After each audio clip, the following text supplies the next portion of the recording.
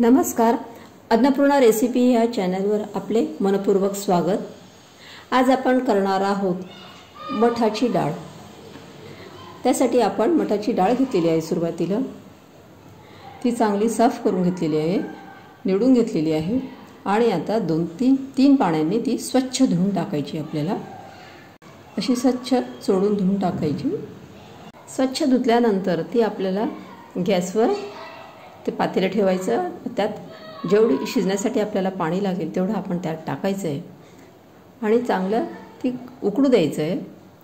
ते गरम झालं पाणी की त्यानंतर त्यावर ताट ठेवायचं। आधी चमचा ठेवायचा, मग त्यावर ताट ठेवायचं। पण ते ताट पूर्ण झाकायचं नाही आहे, थोडं उघडं राहू द्यायचं आहे आपल्याला, कारण ते पाणी उतू जाऊ शकतो। म्हणून झाकण थोडे उघडे ठेवायचे आहे आणि डाळ चांगली शिजू द्यायची आहे आपल्याला।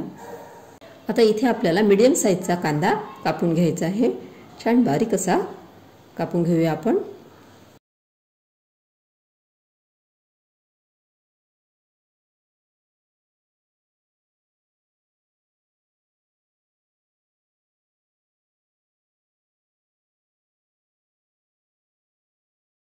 आता इथे आपण ताट उघडून बघून घेऊया की डाळ शिजली आहे किंवा नाही आपली। तर आपली डाळ ही चांगली आता शिजलेली आहे। आता आपण गॅस बंद करून घेऊ। आता इथे आपण गॅसला सुरू करूया।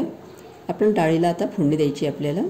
त्यासाठी मी कढई घेतलेली आहे। त्या कढईमध्ये आपण आवश्यकतेनुसार तेल घ्यायचे आहे आणि त्यात तेल गरम झाल्यानंतर आपल्याला जिरे टाकायचे आहे। जिरे चांगले तडतडू द्यायचे आहे। नंतर त्यात आपण लसणाचे जे बारीक बारीक काप केलेले आहे ते काप टाकायचे आहे।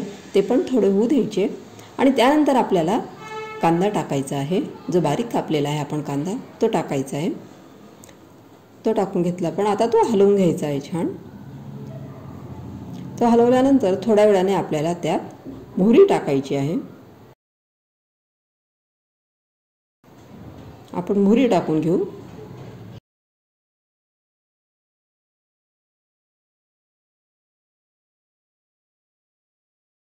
कांदा इथे आपल्याला चांगला हलवत राहायचा आहे। त्याचा कलर चेंज झाला की मग आपल्याला त्याच्यामध्ये हिंग टाकू आपण। आता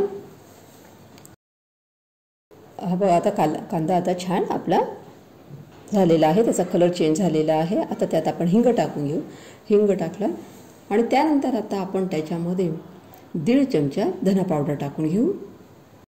1.5 चमचा धना पावडर टाकल्यानंतर 1/2 चमचा आपल्याला त्यात जिरा पावडर टाकायची आहे आणि त्यानंतर आपल्याला त्याच्यामध्ये 1/2 चमचा हळद टाकायची आहे आणि 1.5 चमचा तिखट टाकायचे आहे।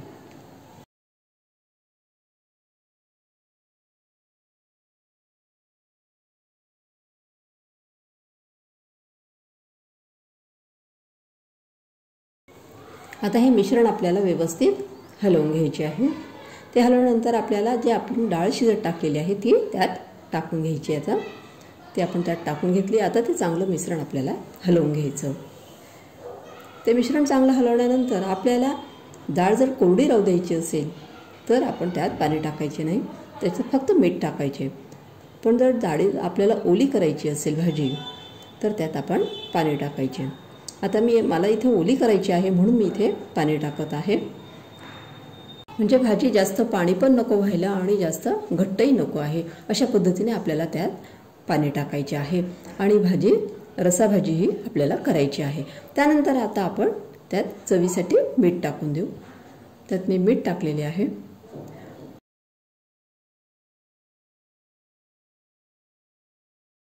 आणि त्यानंतर ही भाजी 5 मिनिटं आपल्याला उकळू द्यायची आहे। त्यावर झाकण ठेवायचे आहे, पण झाकण पूर्ण झाकायचे नाही, थोडे उघडं राहू द्यायचे आणि थोडा वेळ आपल्याला ती उकळू द्यायची आहे। आता भाजी उकळत असताना गॅसची फ्लेम मंद करायची आपल्याला। आता आपली भाजी इथे उकळून झालेली आहे। अतिशय छान अशी भाजी तयार झालेली आहे।